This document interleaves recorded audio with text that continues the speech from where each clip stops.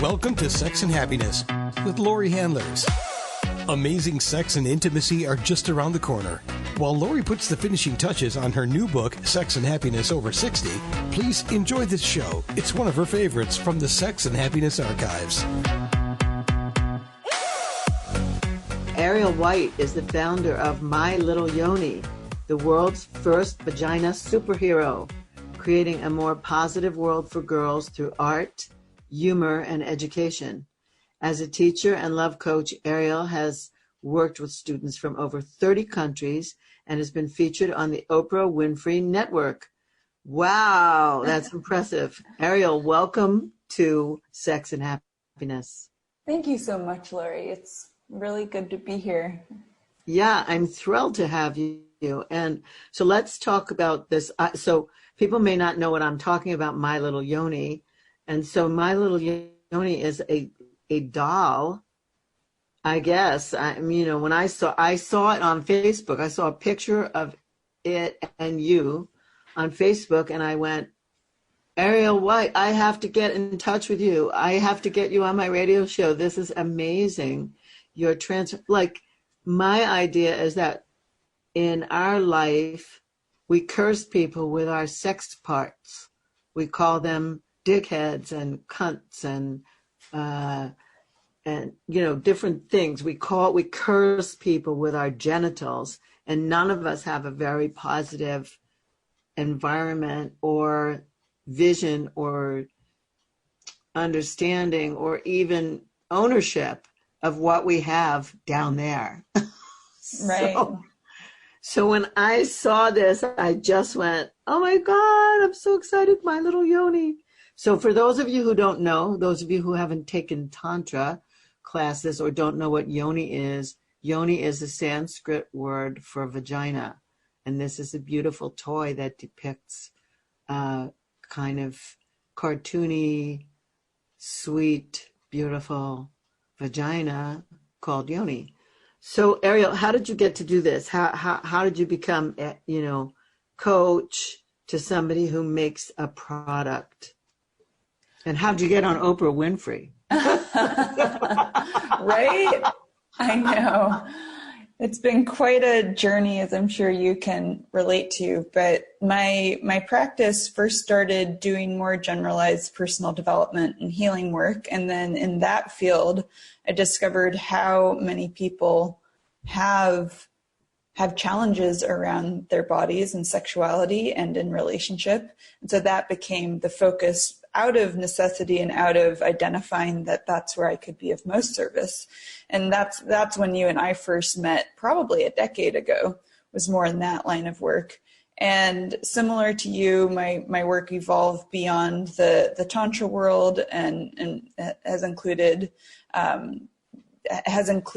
teaching retreats and speaking all over the world. And it was actually a few years ago, I had this dream where the character of My Little Yoni showed up. And the best way to describe it is I was in the Yoniverse. It's like an alternate dimension where vaginas are celebrated and where there's joy and pleasure, but it's not how most people even think about pleasure. It's like pleasure how a 3-year-old experiences pleasure. There's nothing taboo or pornographic about it. It's just that unbridled aliveness and the joy of being alive and embodied. So that's the energy or essence of My Little Yoni.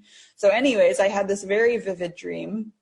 And then when I woke up, I couldn't get rid of that idea. And so eventually I went to Bali and created the original handmade doll.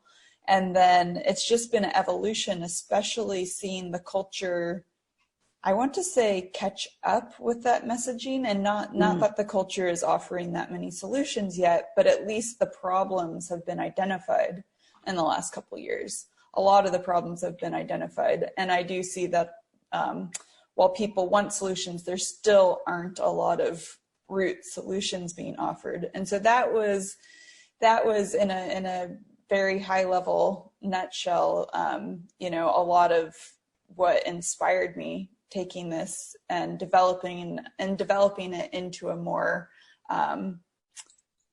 mass design, you know, making products that are actually affordable and could spread and be friendly and accessible to more people.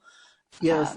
Yeah. So I just want to go back to when you were dreaming in the Yoniverse, and because the Yoni is a place of creation. It's where a seed gets implanted into an egg, and then all of a sudden a body, a person, a being gets born. So I love the idea of Yoniverse. And then the thing I thought I was feeling when you were describing your dream was a feeling of wonderment. When you were saying like a 3-year-old, the way a 3-year-old approaches the world, like a feeling of wonderment, like everything's new and everything's exciting and nothing is tainted.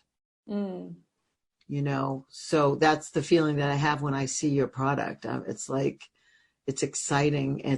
It's like something that Mattel should have produced. Right? When they produced a Barbie and a Ken, they should have produced, because they don't have any genitals. No, they don't. Barbie and Ken, Barbie has breasts. She has breasts and an incredibly small, impossible waistline. Exactly. And they should have produced something more lifelike that people could, you know, work through their shame and work through everything on. And so you're doing that. And I'm so thrilled that you are. And actually, in a kind of way, I'm thrilled that it isn't Mattel, that it's you. Oh, thank you. So how long was this in the making? Let's find, like, when did you have the dream and now you have a thing?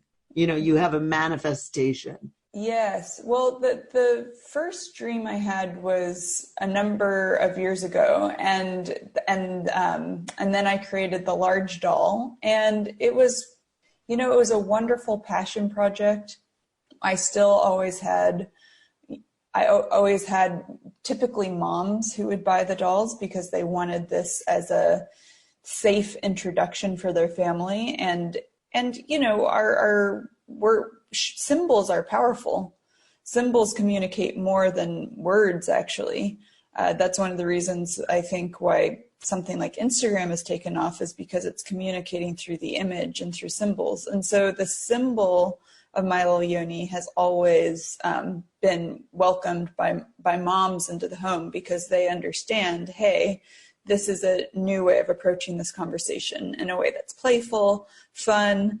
So anyhow, yes, it was a few years ago where I first created it, but it's only been in the past year that I've focused on it and also redesigned the product to be more accessible to more people, creating the smaller versions, creating the whole content map and rolling that out. So yeah, it's been kind of a 2-part journey. The first part where it was just purely organic and a passion project, and now, you know, I have there's a team of 3 working full time on it, and it's just growing from here. Congratulations. Thank you. That's so great. I mean, I also have some products, so I understand what it's like to like bring a product into being. It's like, you know, it's like a baby. Yes. It's like birthing a baby. So that is so wonderful. Really, really wonderful. And then how did you get on the Oprah network? That I just, you know, I know that everybody's going to want to know that. So I'm asking you that. It's like, it's inconsequential in some way to what you're doing. And then it's consequential because like you landed like a big fish to put your stuff on, you know? Well, it happened actually very naturally. So it was through the love coaching. It was through the love coaching arm of things. So my husband is one of the most talented photographers in the world. His name is Warwick Saint, and he's just an exceptionally gifted photographer and visual artist. And we work together in a particular vein.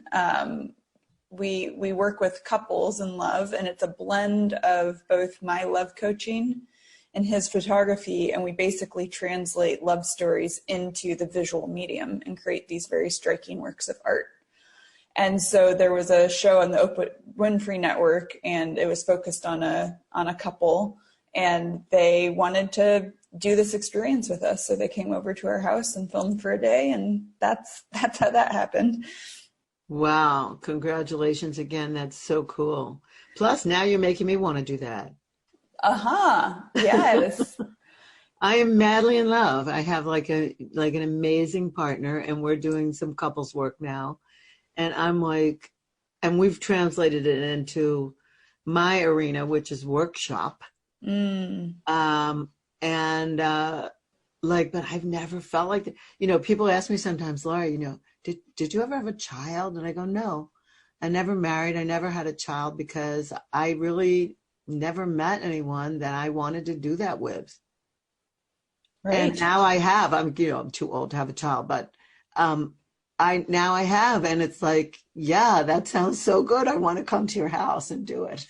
For sure. We should set it up. It really is, you know, the experience itself is tapping I mean, you understand this from, I imagine, from leading workshops and working with people as well. But when you connect at that level with that quality of presence, it's a powerful thing. And so to do that with your partner, I would say it's a very exciting and also deepening experience in and of itself. And then what's really cool is to have this visual art that can cue you and bring you back to that moment whenever you see it.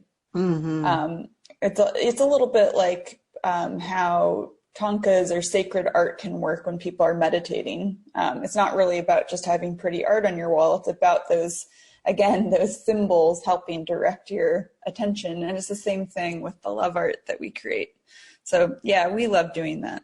That's super. Well, I knew that was a little sidestep there, but I got very turned on by all of it. So that's very exciting. You know, Ariel, I want to tell you something. I've interviewed people who make a lot of different things, you know, on my show.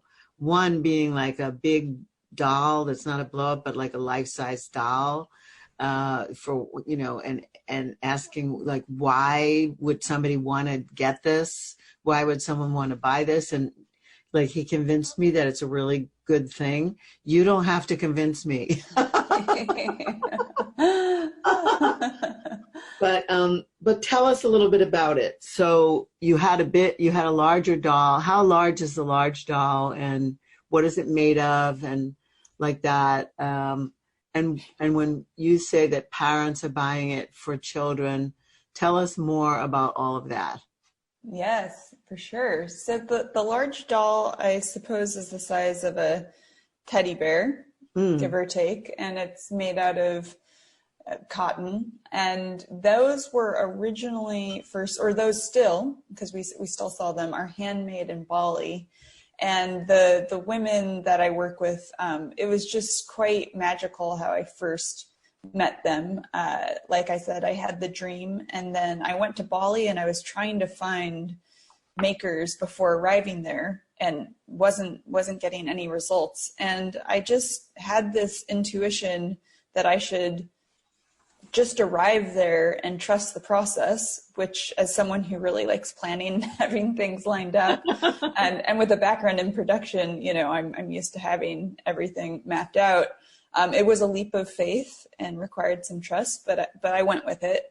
And I arrived in Bali, and within 24 hours, a friend had introduced me to a friend who introduced me to Made, the beautiful Balinese woman who first started creating it with me, and then still to this day hand makes them. And I can send you, I don't know if there's going to be a place for a link later, but I can give you a link to a video that tells a little bit more of that story. And yes, in terms of moms, I think anyone who, a caring, devoted mom wants their kids, or parents, I should say, we want our kids to have a better time of it than we did. And hopefully there's some sort of evolution going on. And so I think moms, when they saw my little Yoni, they recognized that this is a fun and easy way of introducing a very important conversation. And unfortunately, in most families, even in quite liberal families, it's really easy to just not have these conversations and to push it off and expect school to do it, which unfortunately, I don't know if you're familiar with this state of sex ed in our country, but there's a lot that is not ideal about it, I will say. What sex ed? What right. Sex ed? Totally. Or what about the $2 billion that have been dumped into abstinence-only education since the 80s, which is just, absurd. But anyhow, it's very easy to not talk about these things. Even though it's so important, it's easy to just push it aside. And so what's great about My Little Yoni being in the home is the kids start asking questions. And with very early education, ideally it is child-directed. And what I mean by that is ideally their questions are what drives the conversation.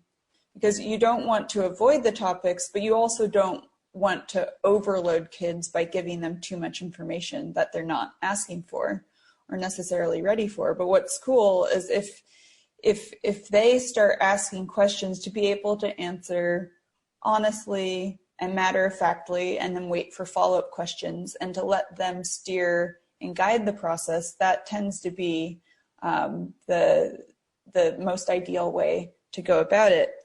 And so I'll just share a story for an example. Sure. So even though with our explicit mission, we say creating a more positive world for girls through art, humor, and education, ultimately it's for everyone. We are not a gender-specific brand per se, but it's more of looking at the taboo that surrounded especially girls' bodies and girls' pleasure. And if we can start the conversation early enough and have girls feel in charge of their own bodies and connected to their own pleasure, that would change everything. Yes, so, it would. It would for sure. Yeah. And so even all that said, we have customers who are boy moms, and they just as much want Yoni, the character of My Little Yoni, around their boys, because they want their boys to relate to women differently too. Mm-hmm. And even beyond the sexuality conversation, just being connected to where babies come from, that this is the source of life, right. Just that right there. It's why wouldn't we be connected to that reality and to the sacredness of what the yoni is, as opposed to all the other stuff. So that's obviously why you called it My Little Yoni instead of My Little Vagina, because yoni brings it into the sacred, because it's not a word, because it's Sanskrit, we don't curse people, we don't go, oh, you yoni head. Right. No, we don't. And if we do, it's a compliment. That's right.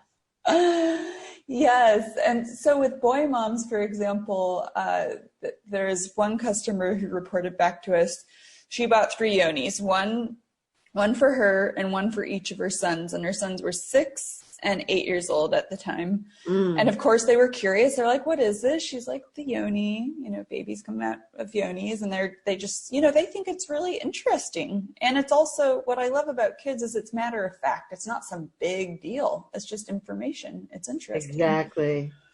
And so anyhow, a few days later, they had friends come over, and the first thing they wanted to do was to show their friends the My Little Yoni. And they're like, check this out. This is My Little Yoni. And the boys are now teaching their other boyfriends about this. And one of the sons the younger one held up the yoni and held up the yoni and said, you have to be gentle with the yoni. Oh. Just gave the yoni a little pet and said, and you need to be gentle with the yoni. And of course, he doesn't even understand the layers of profoundness. I might be making up a word. He doesn't even realize what that means, you know, necessarily. But the fact that that's even in his awareness and his consciousness, hey, this is what a young is learning. You know, you want to be conscious and gentle and respectful. To be learning that at such a young age, that's got to counteract what he'll be interfacing with 10 years later when he first encounters porn and our wacky culture.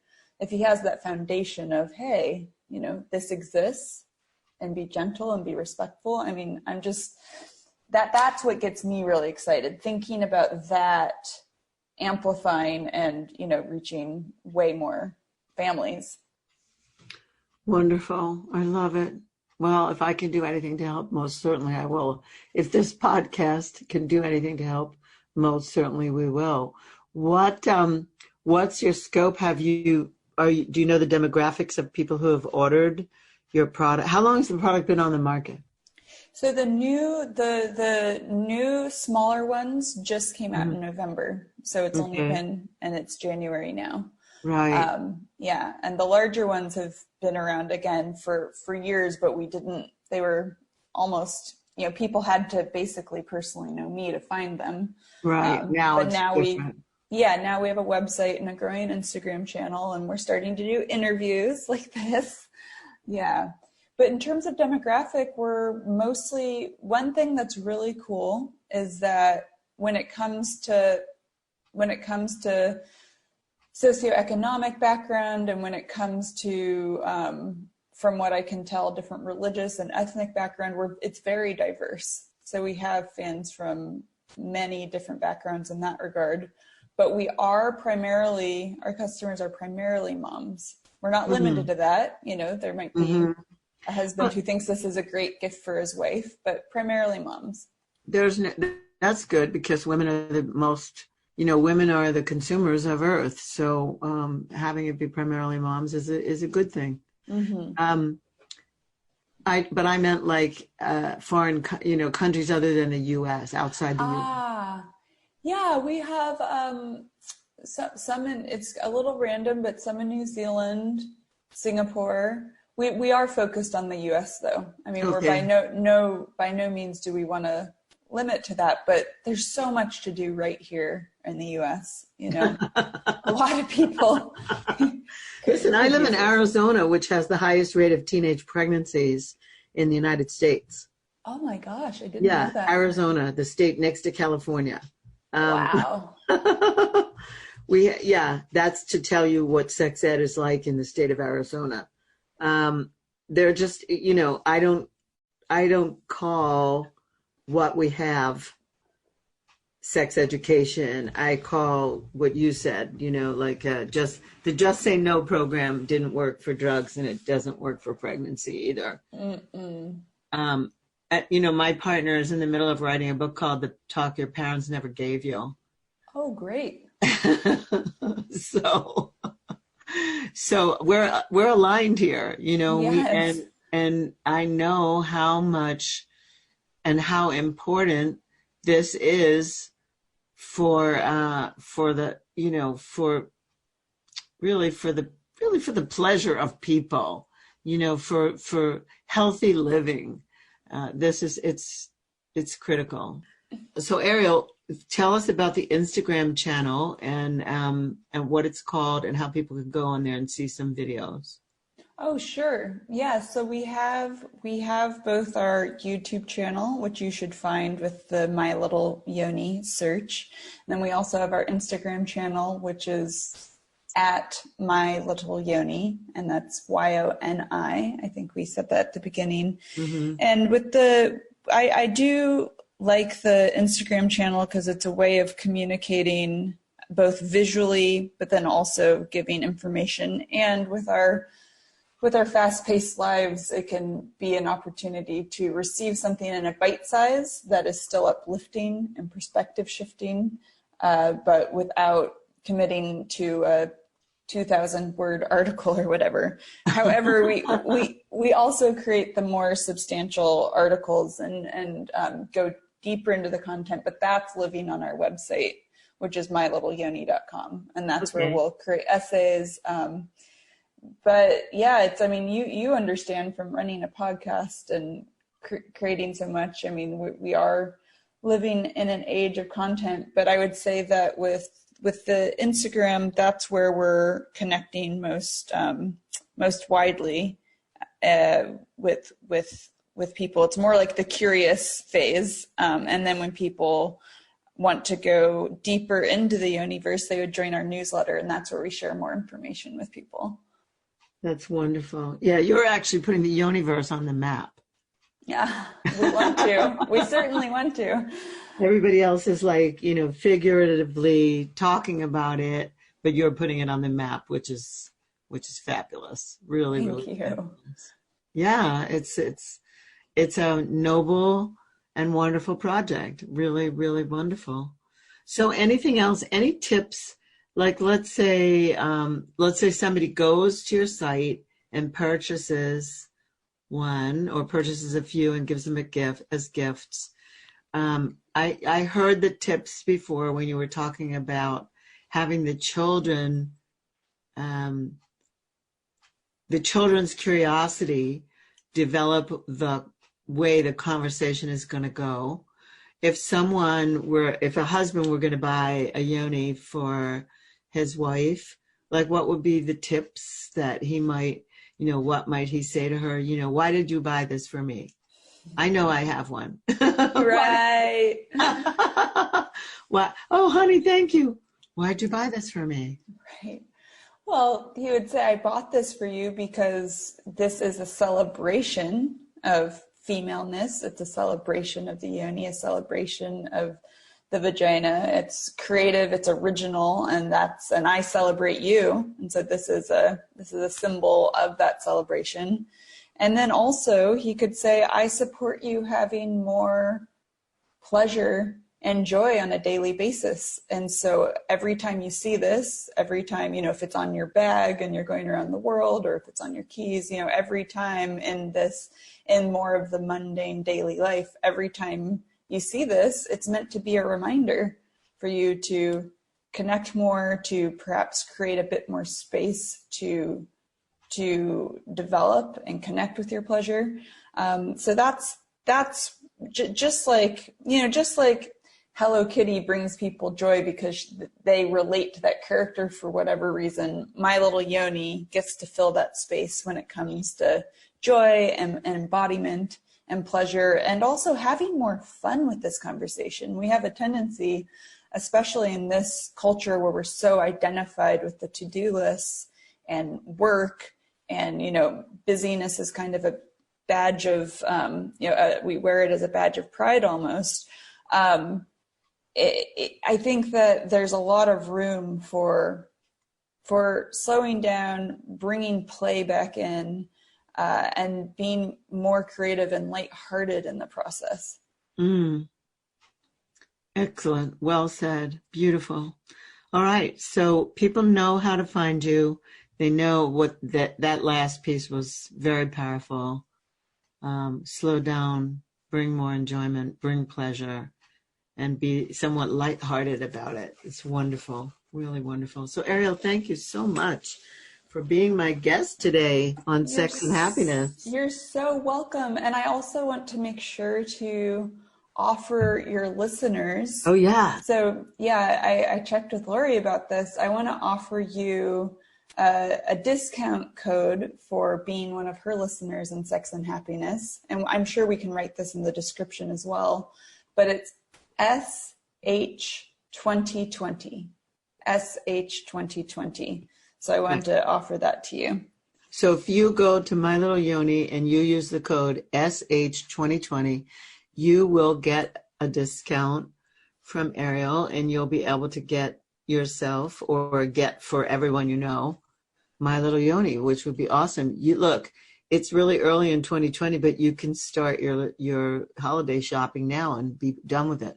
Well, Valentine's Day is only a month from now. Great. Yeah. That's great. Wonderful. So thank you. Thank you for that as well. Thank you. And everyone, Please tune in again next time when I'll have another amazing guest. I promise you something you haven't heard about. I mean, my shows are getting more and more unique because the people coming on, just, I don't know, I'm getting a renewed interest, and I'm more excited than ever to be interviewing the people I am. So please tune into Sex and Happiness next week. And thank you so much for being my listeners, because without you, I wouldn't do this. There would be no reason to do this. But I've been doing it a long time, so there's you.